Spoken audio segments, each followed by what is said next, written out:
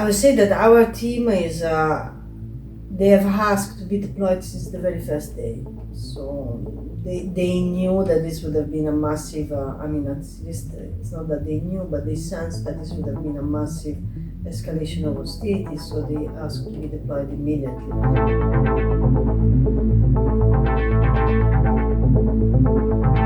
HI for many years had a preparedness program, well, still ongoing at the beginning of the war, I would say, that prepared 300 volunteers for this, for be deploying in case of hostilities.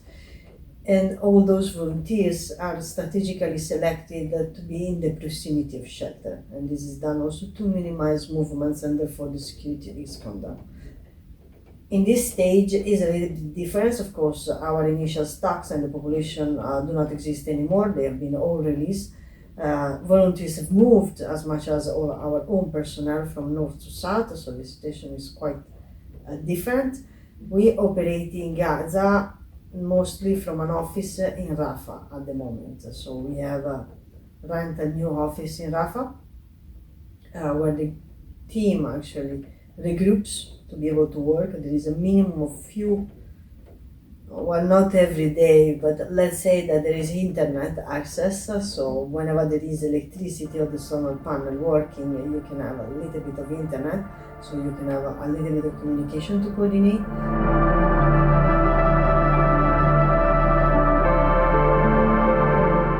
I think that is a question that should be asked to them. I feel that they want to do, they are committed to do so. They feel that they are humanitarian aid workers and they have the knowledge and the capacities to help others.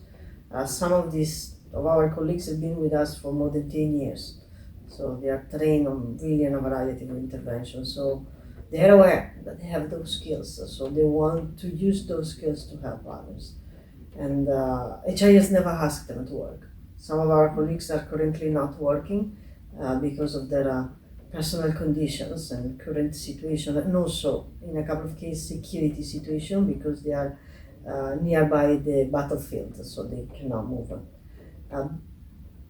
Majority of them has asked to work. They want to work and they want to provide help and to use their skills to do so.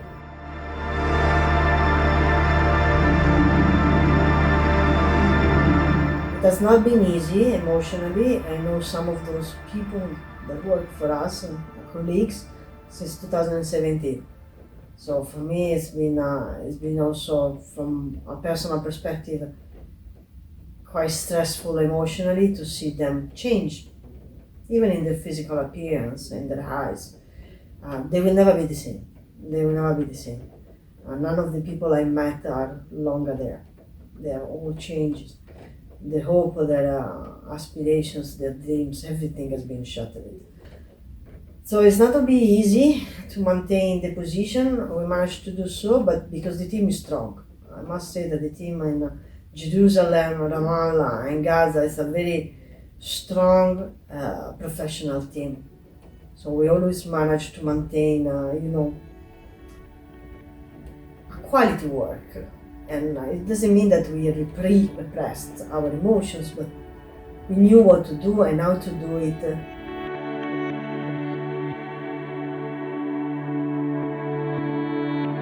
50% of the Gaza Strip is either destroyed or severely damaged. And as we are talking about civilian infrastructure, it will take years and years and years to establish even the basic services in the Gaza Strip. We have no clue yet. We are estimating, actually the Mine Action Area of Responsibility Working Group is estimating the level of contamination, that there will be the need to assess the level of contamination in the Gaza Strip, and that is just the first stage to open up to mapping, potentially clearance, and then rebuilding. So what we are looking at is months and years of displaced people with no access to services and no access also to civilian infrastructure. We are talking about no hospitals. There is only, I think, we are down to 6 hospitals in the entire state fully function, including the field hospitals that have been established also in the recent time. No schools, because schools are shelters. So there is no school settings. There is no rehabilitation centers. There is no wash facility. So the desalination plant is only one in the south and it's very small. And it's definitely unable to supply water or clean water for the entire population now in the south. All of that will take months and years to rebuild. So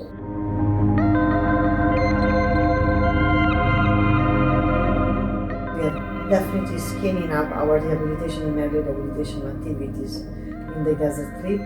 We plan to scale up also risk education activities and CPP activities, waiting for whenever will be possible to go more on EOD and potentially clearance in the Gaza Strip, but that's a secondary discussion when the conditions will be there to do so. We are also definitely scaling up and enlarging our MHPSS activities with standalone also propositions, protection activities. So we have scaled up consistently in the Gaza Strip and we are ready to scale up.